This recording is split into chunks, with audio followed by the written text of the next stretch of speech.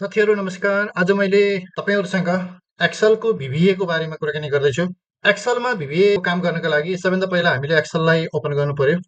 यसरी एक्सेललाई ओपन गरिसकेपछि VBA को काम गर्नका लागि एक्सेलमा यहाँ माथिको जस्तो हेर्नुहोस् त, यो file, home, insert, draw, page layout, formulas, data, review, view जस्तै यो डेभलपर भन्ने ट्याब पनि चाहिन्छ। जसले यो डेभलपर ट्याबलाई एक्टिभ गरेको छैन उसको एक्सेलको यो मेनुमा यो ट्याबमा यो डेभलपर ट्याब पाइँदैन। त्यसैले यो डेभलपर ट्याब ल्याउनका लागि हैन, यो डेभलपर ट्याबलाई यो अरू ट्याब जस्तै एक्टिभ गर्नका लागि यो रिबनमा राइट बटन क्लिक गर्ने र रिबनमा राइट बटन क्लिक गरेर कस्टमाइज द रिबनमा जाने। कस्टमाइज द रिबनमा गइसकेपछि हेर्नुहोस् त, यहाँनिर जनरल, फर्मुलाज, डाटा, प्रुफिङ हुन्छ। यो कस्टमाइज रिबनमा गइसकेपछि कस्टमाइज रिबनबाट यो दाहिनेपट्टि साइडमा डेभलपर भन्ने एउटा ट्याब हुन्छ हैन, जस्तो background, removal, home, insert, draw जस्तै जस्तै गरेर यहाँ डेभलपर ट्याब हुन्छ। यो डेभलपर ट्याबमा चाहिँ चेक हुँदैन, टिक लगाएको हुँदैन। यसरी टिक लगाएन भने यो डेभलपर ट्याब हट्छ होला, यहाँ हटेको छ हैन। त्यसैले त्यो डेभलपर ट्याबमा टिक लगाइयो भने, चेक गरियो भने यसमा कस्टमाइज रिबन र डेभलपरमा चेक गरियो भने त्यसपछि यो डेभलपर ट्याब आउँछ। ओके, डेभलपर ट्याब आइसकेपछि बल्ल हामी VBA को काम गर्न सक्छौँ। म्याक्रो अटोमेसन प्रोजेक्ट बनाउन सकिन्छ बल्ल हैन। ओके, अब यो डेभलपर ट्याब आइसकेपछि अब डेभलपर ट्याबमा क्लिक गरिसकेपछि यहाँ हेर्नुहोस् त, कोड, एडिन्स, कन्ट्रोल र XML भन्ने यो चारवटा ग्रुप्सहरू आएको छ। र विशेष गरी VBA को काम गर्नका लागि हामीले यो कोड ग्रुपमा रहेर काम गर्नुपर्ने हुन्छ। कोड ग्रुप अन्तर्गत हेर्नुहोस् त, यो visual basic, macros, record macro, use relative references र म्याक्रो सेक्युरिटी भन्ने यो कोड ग्रुपभित्रका टुल्स वा अप्सनहरू छन्। हो, यिनै अप्सनमा रहेर हामीले धेरै जसो काम गर्नुपर्ने हुन्छ।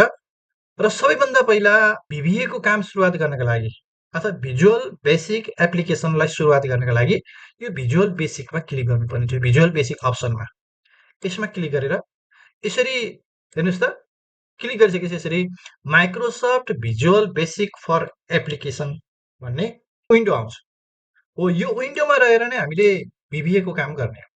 VBA Microsoft Visual Basic for application window open गर्नका लागि जस्तो भिजुअल बेसिकमा गएर क्लिक गरेर यसलाई ओपन गरिन्छ भने त्यसको लागि चाहिँ सर्टकटमा अल्ट की र F11 क्लिक गऱ्यो भने पनि आउँछ।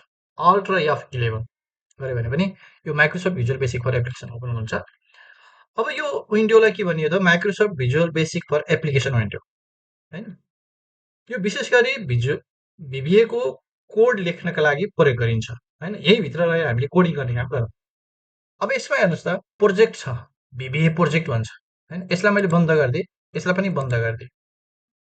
अब यहाँ काम गर्नका लागि केही भएन हामीसँग, त्यसैले हामीले काम गर्नका लागि यसको भ्यूमा गइसकेपछि यो प्रोजेक्ट एक्सप्लोरमा क्लिक गरियो भने यो प्रोजेक्ट एक्सप्लोर विन्डो ओपन हुन्छ। अथवा यो प्रोजेक्ट एक्सप्लोर विन्डोलाई पनि सर्टकटमा कन्ट्रोल R गरेर ओपन गर्न सकिन्छ है। त्यसै गरी अघि तलपट्टि एउटा अर्को विन्डो थियो, त्यो विन्डो भनेको चाहिँ प्रोपर्टिज विन्डो हो। प्रोपर्टिज विन्डो यसरी आउँछ। यसरी यो अलिकति सेटिङ मिलेन भने यसरी ड्र्याग गरेर हामीले यसको सेटिङ मिलाउन सक्छौँ अथवा एपियरेन्स मिलाउन सक्छौँ। र यो माइक्रोसफ्ट भिजुअल बेसिक फर एप्लिकेसनको यो विन्डोलाई आवश्यकता अनुसार हामीले सानो ठुलो बनाउन सकिन्छ। यसरी लेफ्ट राइट हैन, तलमाथि यसरी यसलाई आवश्यकता अनुसार सानो ठुलो बनाउन सकिन्छ। त्यसै गरी यहाँ हेर्नुहोस् त, यसको यहाँ यो मेनुहरू भइहाल्यो। यो file, edit, view, insert, format, debug, run, tools, addins, window, help भनेका चाहिँ ट्याबहरू भए। अब यहाँ काम गर्नका लागि यहाँ टुल्स बक्स, टुल बारहरू छन्। हेर्नुहोस् त, यहाँ टुल बारहरू छन्। यो टुल बारहरू, यो टुल बार्स भ्यूबाट टुल बारमा गएर यसलाई ल्याउन सकिन्छ। यदि यो टुल बारहरू छैनन्, नहुन पनि सक्छ। यदि यो टुल बारहरू भएनन् भने यसलाई हामी फेरि यसैमा क्लिक गरेर एक्टिभ गर्न सक्छौँ। जस्तो हेर्नुहोस् त, यहाँ कुनै पनि टुल बार छैन अहिले।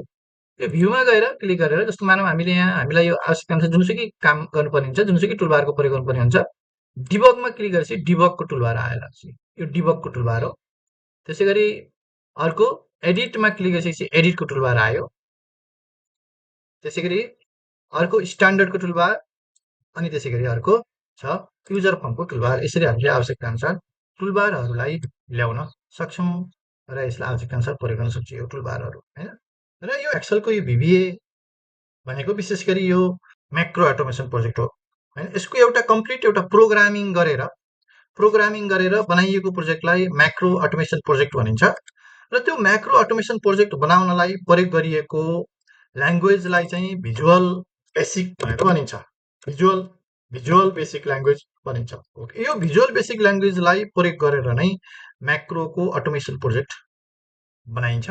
विशेष गरी म्याक्रो अटोमेसन प्रोजेक्ट बनाउनका लागि दुईवटा विधिहरू, एउटा यही डेभलपर ट्याबको भिजुअल बेसिकमा गएर माइक्रोसफ्ट भिजुअल बेसिक फर एप्लिकेसनका माध्यमबाट पनि यसमा कोड लेखेर पनि म्याक्रो अटोमेसन प्रोजेक्ट बनाइन्छ भने अर्को चाहिँ त्यो म्याक्रो रेकर्ड म्याक्रो गरेर पनि म्याक्रो अटोमेसन प्रोजेक्ट बनाइन्छ। यो दुईवटा तरिकाले बनाइन्छ।